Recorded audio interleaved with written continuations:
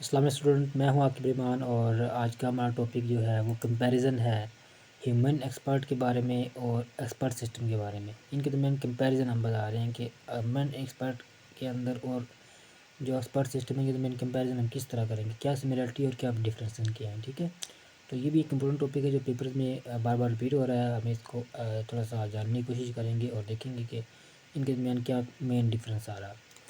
तो स्टूडेंट्स, जैसे कि मैंने बात की थी कि जो इशू की बात की, वेरिएबिलिटी जो है ह्यूमन एक्सपर्ट की लिमिटेड है और एक्सपर्ट सिस्टम ये ऑलवेज मतलब ह्यूमन जो है वो अपनी हो सकता है उसकी तबीयत ख़राब हो जाए तो वो अपने कामों को ना कर सके। एक्सपर्ट सिस्टम जैसे कि कंप्यूटर प्रोग्राम होता है वो हमारे पास ऑलवेज अवेलेबल होता है, उसकी वेरिएबिलिटी होती है। इसकी जो इश्यूज़ है हमारे पास इश्यूज़ वो हमारे पास जियोग्राफिक लोकेशन है। ये लोकली लोकेशन होते हैं, इसको हम कहीं भी मतलब लोकली कहीं भी एक जगह पे अवेलेबल होंगी, लेकिन एक्सपर्ट सिस्टम हमारे पास कहीं भी अवेलेबल हो सकते हैं। इसके बाद हम जो बात करेंगे वो करेंगे सेफ्टी कंसिड्रेशन के बारे में। तो इररिप्लेसेबल मतलब अगर कोई बंदा मर जाए, मरने के बाद तो वो मतलब रिप्लेस नहीं हो सकता ना उसको, लेकिन हमारे पास अगर कोई एक्सपर्ट सिस्टम में खराबी आ जाती है, कोई हार्डवेयर में खराबी आ जाती है तो उसको हम रिप्लेस कर सकते हैं। ड्यूरेबिलिटी डिपेंड अपॉन इंडिविजुअल और नॉन पेरिशेबल, ये हम थोड़ा सा मैं आपको बताते हैं उसको आपको यहाँ पे कि परफॉर्मेंस से पहले बात, ड्यूरेबिलिटी की बाद में बात करूँगा, परफॉर्मेंस की बात कर लेते हैं। इसकी वेरिएबल परफॉर्मेंस होती है लेकिन एक्सपर्ट सिस्टम की परफॉर्मेंस हाई होती है।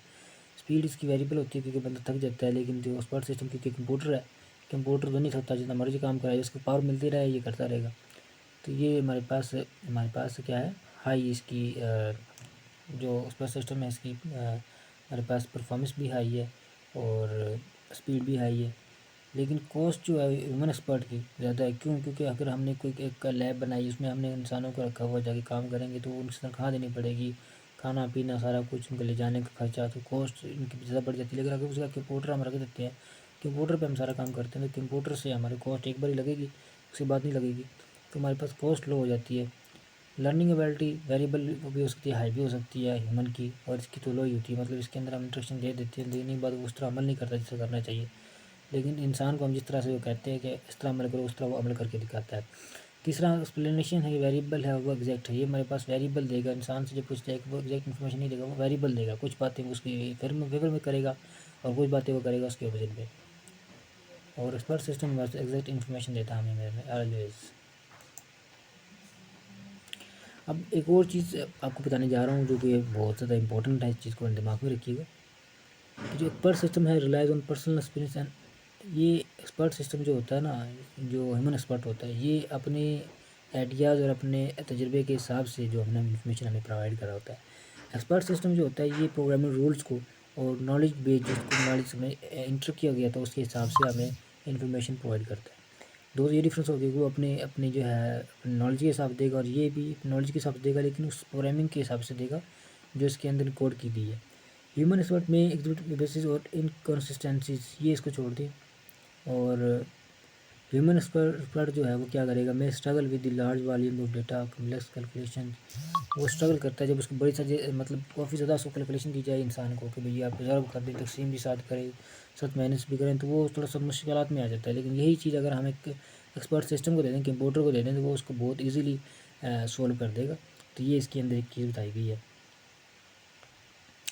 कि जब भी एक और चीज़ है ह्यूमन एक्सपर्ट के अंदर ये भी है कि जब हम कोई काम करने के लिए देते हैं ना, तो वो ह्यूमन एक्सपर्ट्स के अंदर अपनी भी आइडियाज़ डाल देता है, और उसको एक तरीके से नहीं दूसरे तरीके से करने की कोशिश करता है।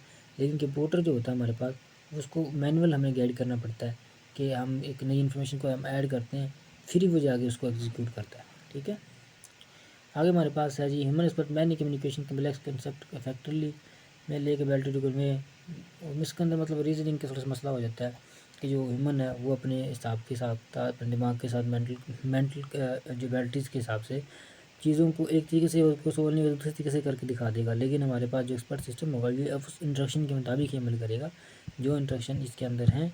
और अगर इंस्ट्रक्शन से हट के कोई मालूमात मिलती है तो या तो एरर शो कर देगा या फिर उसको करेगा नहीं। तो परफॉर्मेंस तो एज़ कम्पेयर टू ह्यूमन्स की हाई होती है, लेकिन जो नॉलेज बेस्ड सिस्टम होता है वो इसका कम होता है एज़ कम्पेयर टू ह्यूमन। तो मेरे ख्याल से ये कंपैरिजन आपको समझ आ गया होगा ह्यूमन एक्सपर्ट के बारे में और हमारी एक्सपर्ट सिस्टम के बारे में। ये कंपैरिजन की वीडियो थी। नेक्स्ट वीडियो में मिलते हैं, तब तक के लिए अपना ख्याल रखिएगा। अल्लाह हाफिज़।